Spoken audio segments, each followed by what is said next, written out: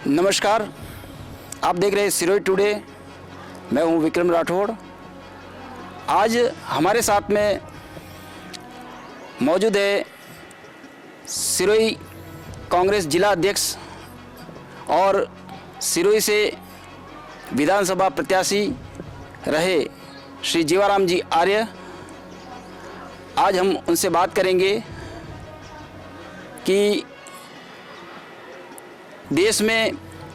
Corona महामारी का जो संक्रमण फैला हुआ है और राजस्थान में भी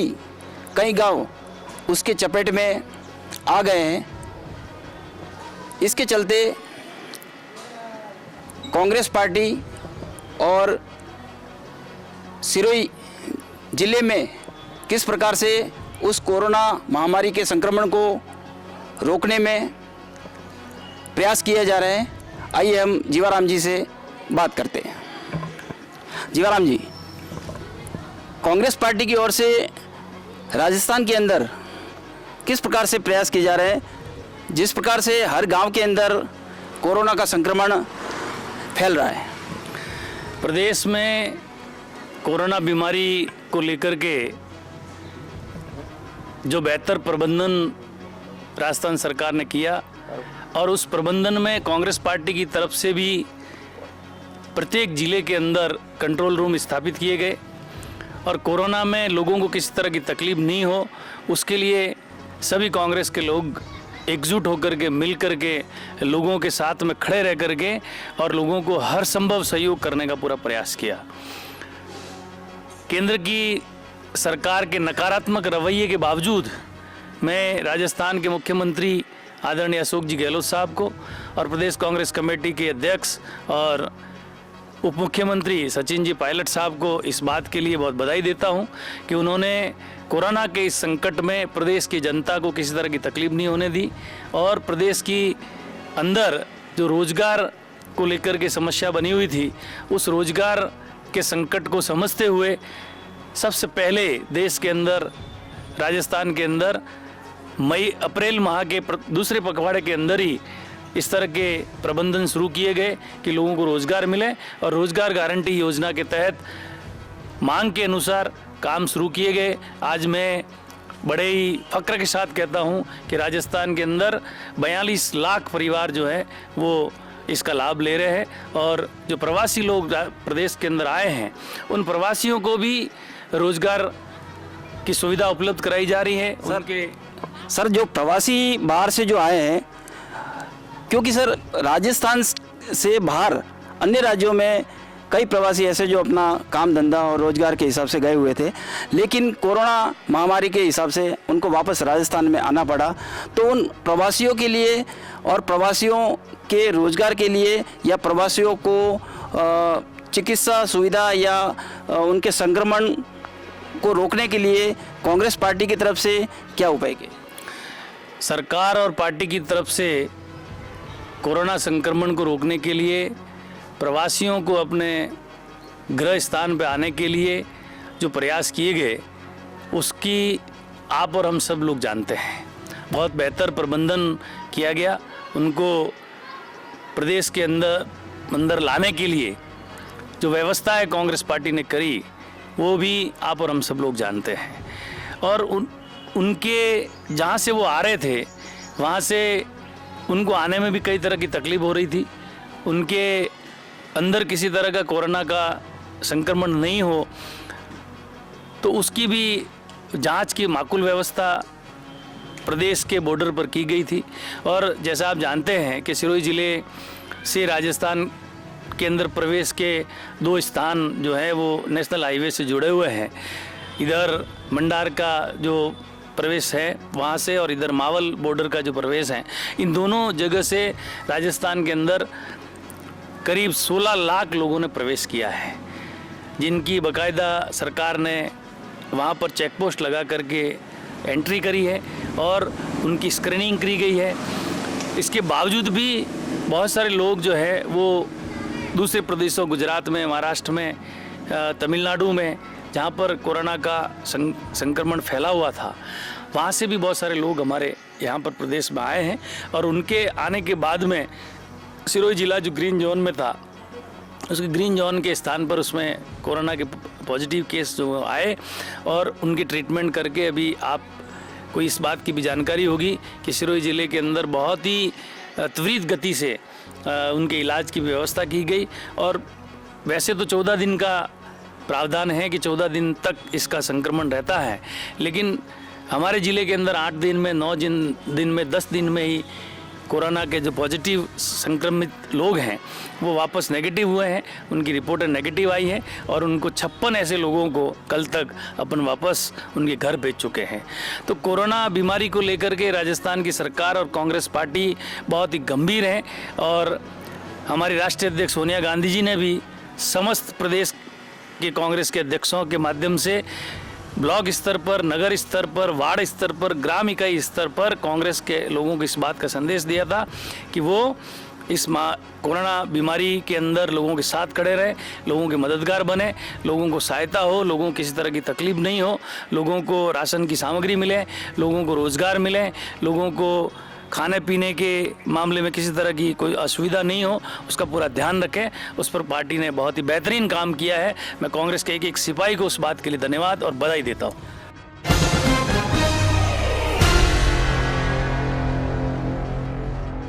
सर, जो राष्ट्रीय खाद्य सुरक्षा सूची के अंदर जो नाम है उनको राशन कार्ड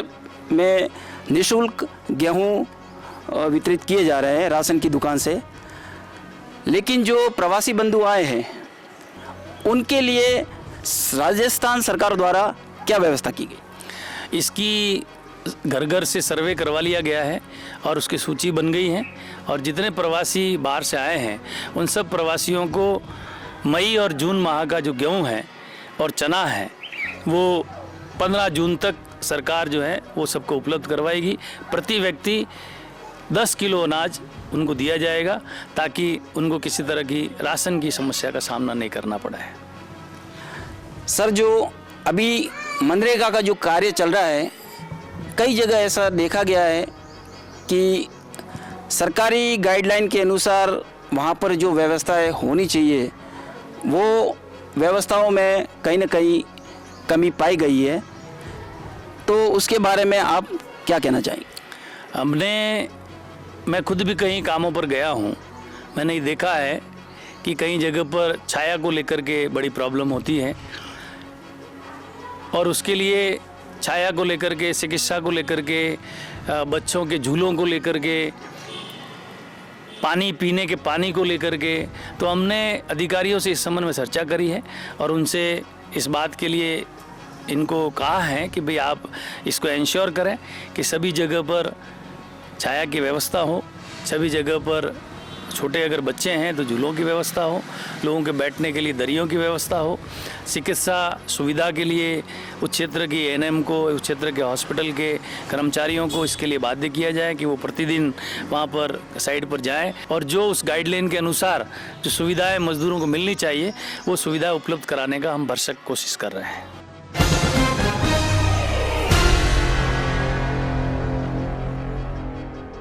सर, राज्य के अंदर कांग्रेस पार्टी की सरकार है और आप सिरोही जिले से जिला अध्यक्ष हैं, तो आपके जिला अध्यक्ष होने के नाते आप सिरोही जिले की जनता के लिए क्या अपील करना चाहेंगे? मैं सिरोही की जनता से ये अपील करता हूँ आपके चैनल के माध्यम से कि वे तैयारी बनाए रखें। कोरोना बीमारी का इलाज संभव है, सकारात्मक सोचें और इससे बचने का एकमात्र उपाय है एक दूसरे से दूरी बनाए रखें, मास्क लगा के रखें और अनावश्यक रूप से किसी समूह में जहां लोगों की अधिकता हो वहां से दूरी बना के रखें, वहां नहीं जाएं और अपने बच्चों को और बुजुर्गों को विशेष रूप से ध्यान रखें कि वे उनको बिना काम के, बिना वजह के घर से बाहर नहीं जाएं, घर में ही रहें, परिवार के लोगों के साथ रहें, परिवार में जो भी समय व्यतीत करने के साधन उपलब्ध हो उनका उपयोग करें। बहुत सारे देश के अंदर रोज़गार के साधन हैं। मैं कल टीवी में देख रहा था कि हुबली के अंदर एक तिरंगे झंडे बनाने का बहुत बड़ा उद्योग है, कारखाना है। वहाँ पर जो महिलाएं काम करती थी वो चूँकि अभी कोरोना काल के अंदर देश जब लॉक में था तो तिरंगे झंडे का बिक्री जो है वो बंद हो गई और ऐसे में उनका रोज़गार छिन गया था। तो वहाँ की उन महिलाओं ने मास्क बनाने शुरू कर दिए। तो हर नेगेटिव एक्सपेक्ट के साथ में पॉजिटिव एक्सपेक्ट का भी अपने को सोचना है कि जो रोज़गार अपने पास में था उस रोज़गार अगर वो आज बंद हो गया है कोरोना की वजह से, तो दूसरा क्या रोज़गार अपन करें, क्या काम करें ताकि अपना परिवार, अपना घर, अपना खर्चा चलाने के लिए रोज़गार के रूप में अपने को काम मिल सके। उस पर भी अपने को पॉजिटिव सोचते हुए आगे बढ़ना है।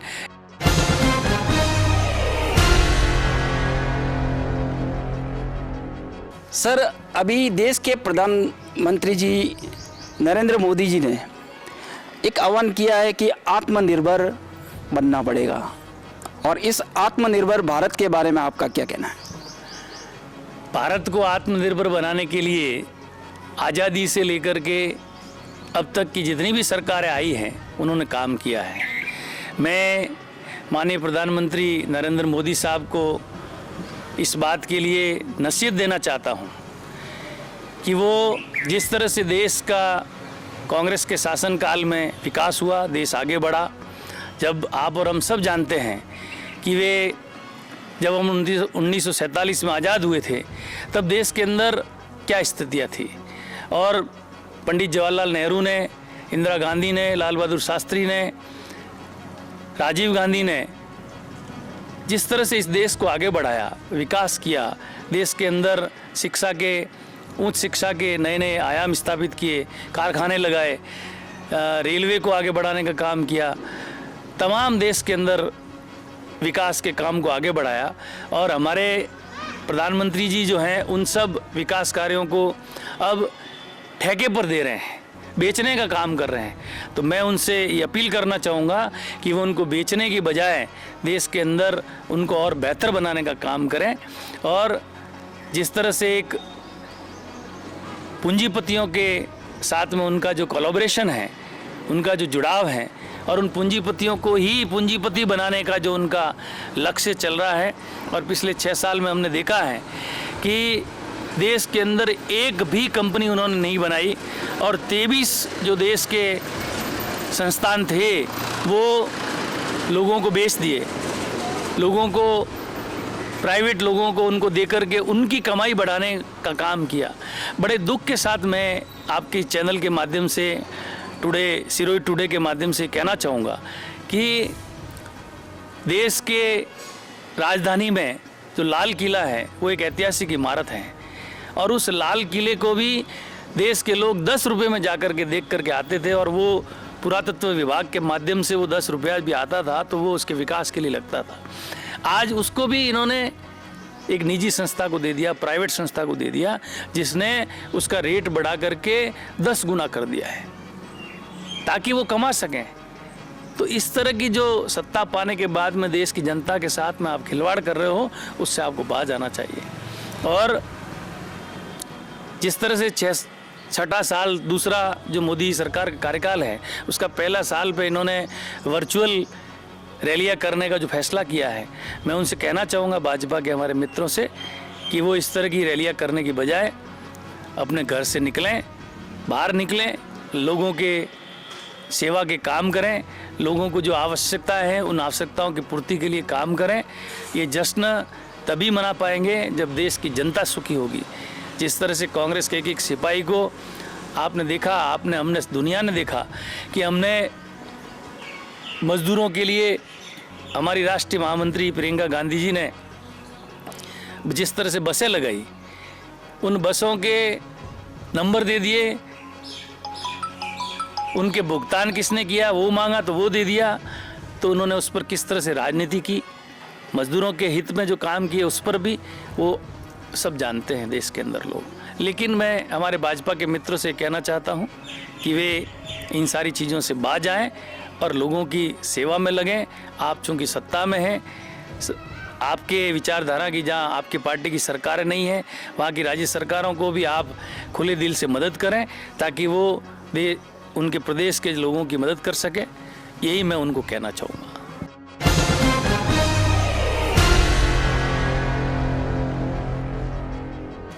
धन्यवाद। ये थे जीवाराम जी आर्य, जो सिरोही जिला कांग्रेस कमेटी के अध्यक्ष हैं